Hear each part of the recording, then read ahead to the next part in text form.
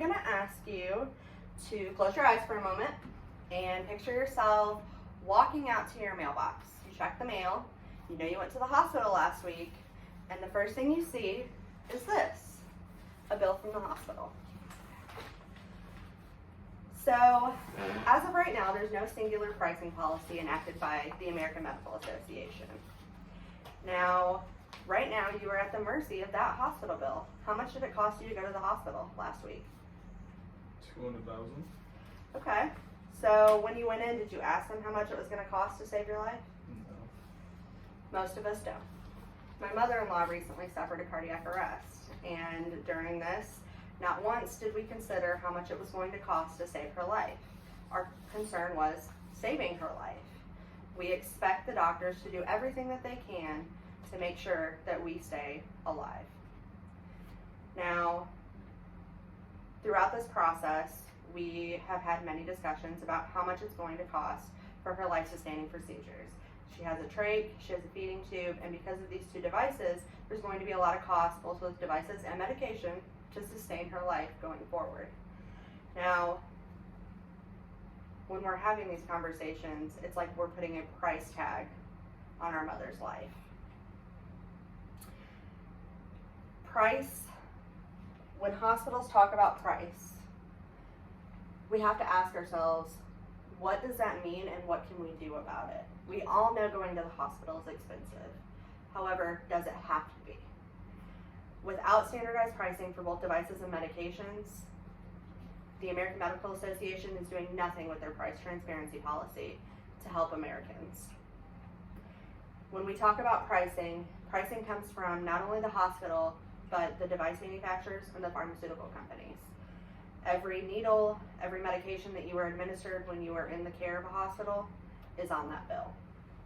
Medicare, one of the most utilized healthcare initiatives in the United States, is set to be bankrupt by 2026. And the amount of single-use medical waste in the United States is astronomical. A study from 2 Harvard satellite schools published in March of 2018 states that price is the most important factor when we're trying to explain billing and medical pricing. The struggle between manufacturers and hospitals is a constant battle. Hospitals are constantly looking to source medications from different companies and devices from different companies to try to lower their costs to be competitive in that market. Now, because device and medication pricing is so inflated by these manufacturing companies, people like my coworker who has type 1 diabetes is constantly having to ask themselves how much they're willing to pay to save their lives. Over the course of a year, 16.5% of patients who use insulin, or 1.3 million Americans, either skipped doses, injected less than was needed, or avoided buying insulin altogether simply due to cost. This is a life-sustaining medication. Jeff would not be here without insulin. His body does not produce it. This graph shows the prices per unit of insulin among OCED countries. Now, these are first world countries. These are countries that we don't question whether our life is going to be saved when we go into the hospital. The United States is almost $100 per unit.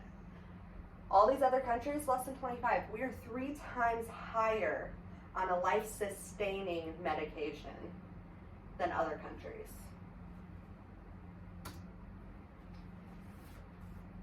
Now, when we talk about these medications, we also have to talk about insurance. Who's covering the cost of these medications? Medicare is a widely used federal program that provides insurance for people with disabilities, qualifying medical conditions like end-stage renal disease, disabled children to parents who are on Social Security or are also disabled, and people over the age of 65. Now, as of March of 2023, 65,748,297 people were utilizing the Medicare health system. That's twice the population of California. Medicare is due to be bankrupt by 2026. How do we prevent this? How do we prevent 65 million Americans from being without health insurance? We have to have the American Medical Association enact a pricing standard for both medications and device manufacturers. The rising cost of healthcare can only be stifled by the AMA. Another factor that goes into pricing is our use of single-use products.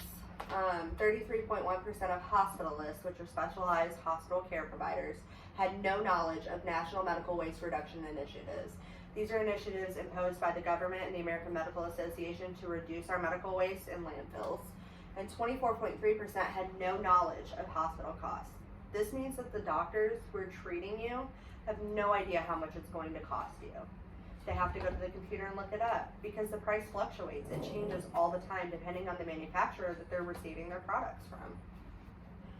This was a study done by Vanderbilt in 2021, and it was shocking to me because around here, Vanderbilt's a very recognizable name. They're reaching out into communities like Columbia, and we're utilizing their services, and to know that that many hospitalists have no idea how much it's going to cost to save mine or your life should be scary. Standardized pricing of medical supplies and medications can save millions of Americans. Without the AMA enacting, millions of Americans will die, either because they don't have insurance or they simply can't afford to stay alive. Someday, you're going to need to go back to the hospital, and you're going to need life-saving treatment. But your someday is happening to someone today. Thank you.